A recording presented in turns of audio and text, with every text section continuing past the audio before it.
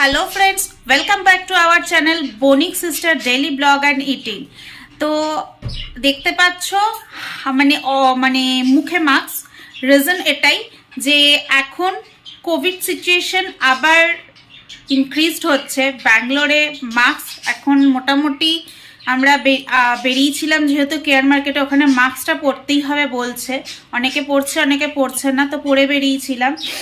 তো চলে এসছি আমি আর দিদি। তো আমার যেহেতু শরীর খারাপ ছিল তোমরা জানো ভালোভাবেই সবাই, তো তার জন্য বাসে রোজ ট্রাভেল করি, আজকে আর সেটা করিনি, অটোতেই গেছি, অটোতেই এসছি। কিছু জিনিস আনার ছিল, সেগুলোর মধ্যে হচ্ছে ধরো একটু ফ্রুটস, অল্প করে কিছু বাজার ভেবেছিলাম যে সেরকমভাবে কিছু করতে পারিনি, আর ওগুলোই করার জন্য গেছি, কারণ কোভিড সিচুয়েশন কী হবে না হবে বুঝতে পারছি না। তো বাজার অল্প করে কিছু করে আনলাম, দেখা যাক তারপর কি কি সিচুয়েশনে আবার আমাদের পড়তে হয় কি হয় না। তো চলো কি কি এনেছি সেগুলো তোমাদেরকে আগে দেখিয়ে নিই।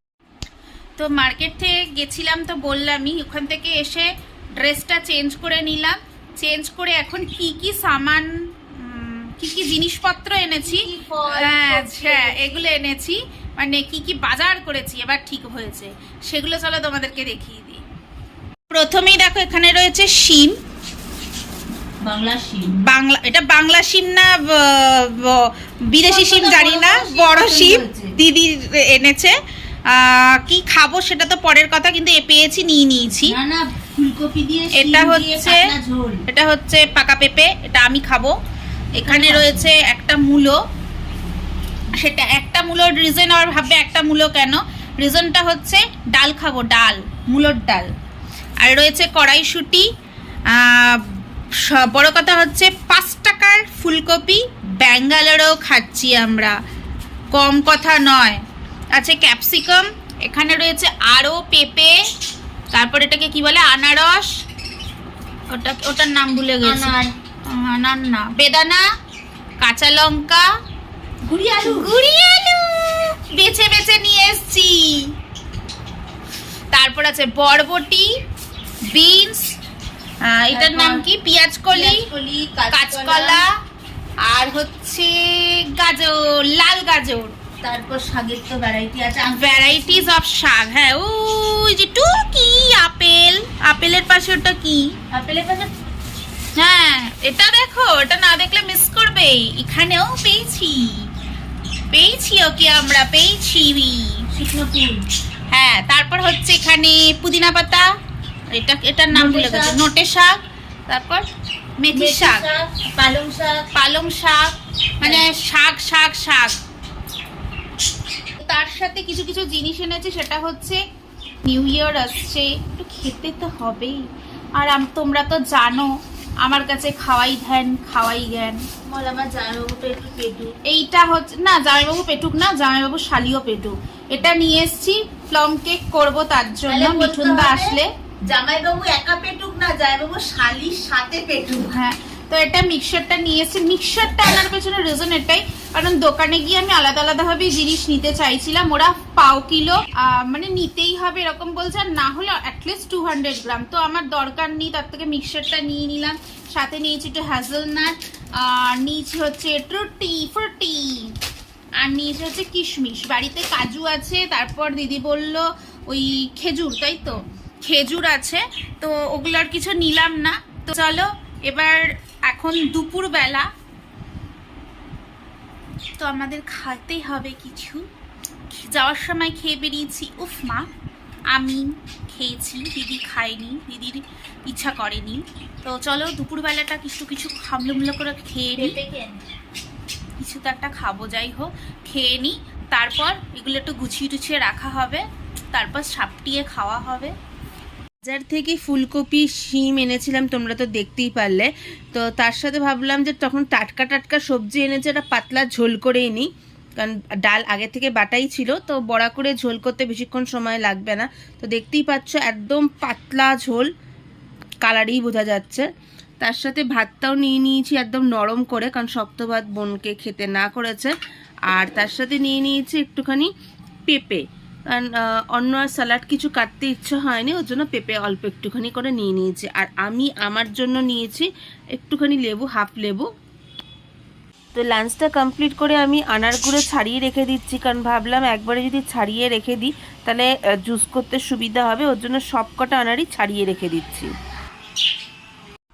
তো আমাদের একটা জন্মদিনের নিমন্ত্রণ ছিল, তার জন্য আমি তো সেজেগুজে রেডি হয়ে গেছি গিফট নিয়ে। তো বোনের এখনও রেডি হওয়া হয়নি, তার জন্য আমি রেডি হয়ে পুরো বসে আছি। তো আমরা চলে এসেছি ছন্দার মেয়ের বার্থডেতে, মানে সুচরিতার আজকে বার্থডে। তো কেক কাটার এখন চলছে। তো কেকটা কিন্তু খুব সুন্দর এনেছে, তো ব্ল্যাক ফরেস্ট তো দেখতেই পাচ্ছে। আর ওর অনেক বন্ধু বান্ধব এসেছে, ছন্দার হাজবেন্ডেরও বন্ধু বান্ধব এসেছে। তো এখন কেক কাটার পর্বটা তোমরা দেখে নাও আগে।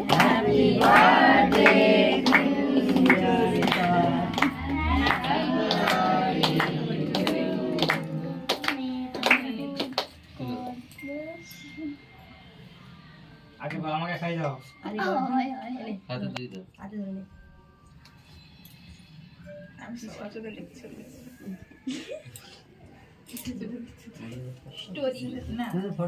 এখান থেকে দেখতে পাচ্ছি না ওদের ক্যামেরা।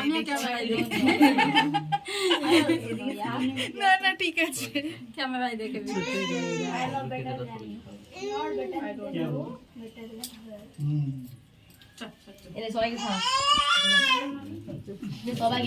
তো এখন চলে এসেছি আমরা, ডিনার সার্ভ করেছে ওরা।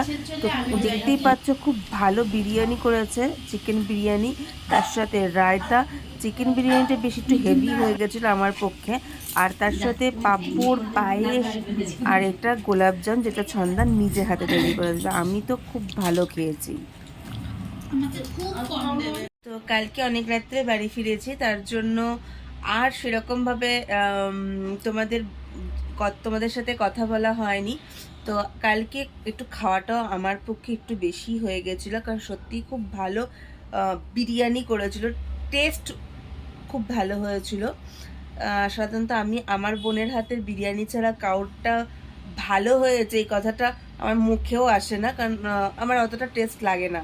তো কালকে ছন্দাদের বাড়িতে ছন্দার এক বান্ধবী রান্না করেছিল, ভালো হয়েছিল। কলকাতা স্টাইল, হ্যাঁ জ্যোতি, কলকাতা স্টাইলের হয়নি, বাট এখানকার আর কলকাতার মিক্স হয়েছিল, কিন্তু খেতে খুব টেস্ট হয়েছিল। ভেজ চিকেন বিরিয়ানি কিছু ভেজেস দিয়েছিল, তো ভালো লেগেছে, আমার খুবই ভালো লেগেছে। তার সাথে ভালো লেগেছে আরেকটা হচ্ছে, সেটা হচ্ছে গোলাপজাম করেছিল, তো ওটা ছন্দা নিজেই বাড়িতেই করেছিল, ওটাও ভালো হয়েছে। তো বিরিয়ানি তুলনামূলকভাবে অনেক বেশি ভালো হয়েছে।